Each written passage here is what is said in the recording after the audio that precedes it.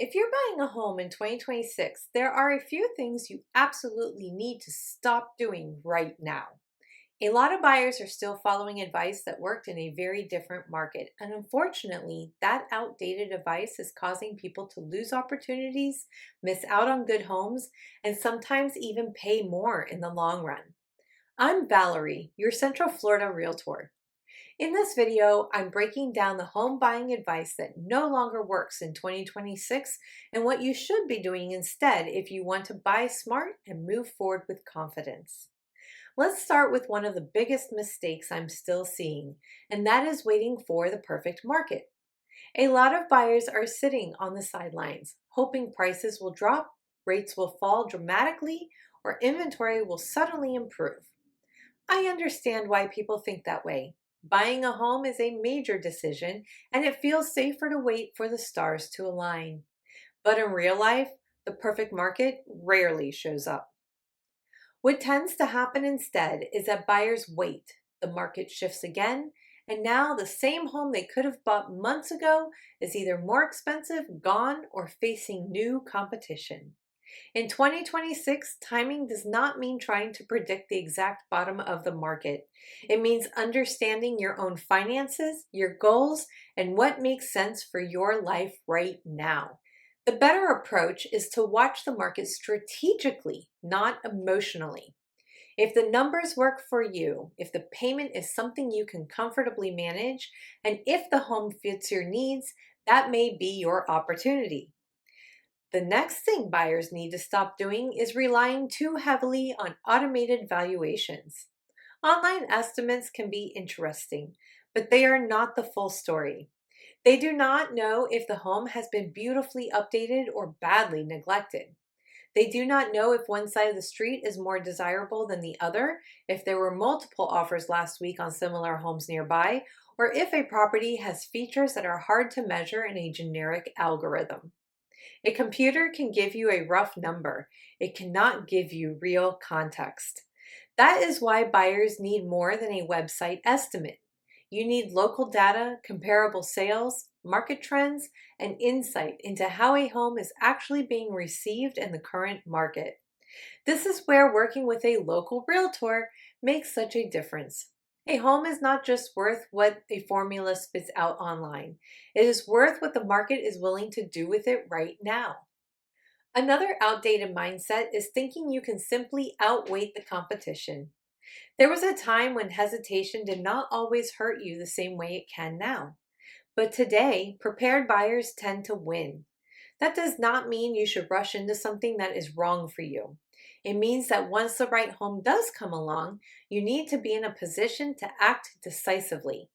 In 2026, I'm seeing that good homes still get attention. Maybe not every listing and maybe not at the frenzy level we saw in certain past years, but the homes that are priced well, show well, and meet buyer demand do not always sit around waiting for someone to make up their mind. So, no, the goal is not panic. The goal is preparation. Know your budget, know your must haves, know your deal breakers.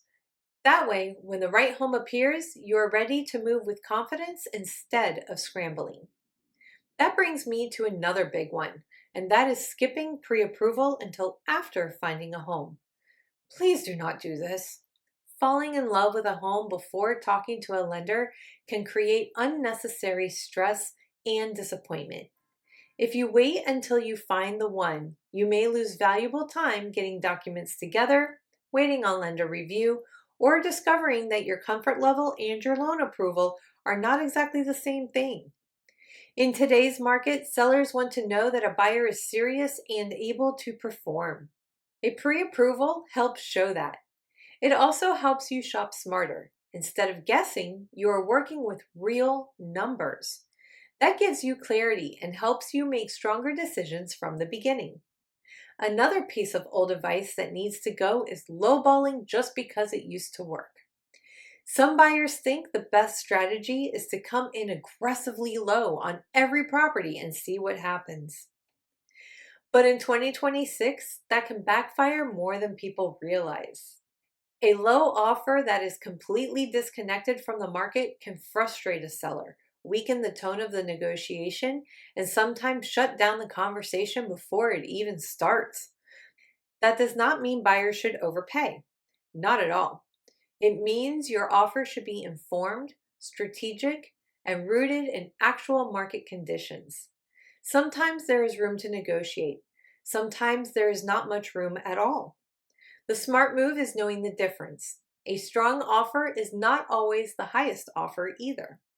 It is the offer that makes sense based on the home, the competition, the seller situation, and your goals. And finally, buyers need to stop assuming every home will be cheaper later. That belief can be costly. In many areas, long-term supply challenges are still affecting affordability. Even when the market cools in some ways, that does not automatically mean prices come down in a way that creates a better deal. And even if rates shift, more buyers may jump back in, which can increase competition again. So instead of focusing on whether every home might be cheaper someday, focus on whether the purchase makes sense for you. Can you afford it comfortably? Does it meet your needs? Does it put you in a better position than continuing to wait? That is the question that matters most. The truth is, buying a home in 2026 requires a more current strategy. The old playbook does not always fit today's market. Waiting for perfection, trusting online estimates too much, hesitating when preparation matters, delaying pre approval, throwing out low offers without a strategy, and assuming prices will just come down later can all put buyers at a disadvantage. What works now is being informed, being prepared, and being realistic. It just means you need a plan that reflects the market we actually have, not the one people keep talking about from years ago. If you're thinking about buying and you want real guidance based on today's market, I would love to help. I can walk you through what makes sense, what to watch for, and how to put yourself in the strongest position possible before you start making offers.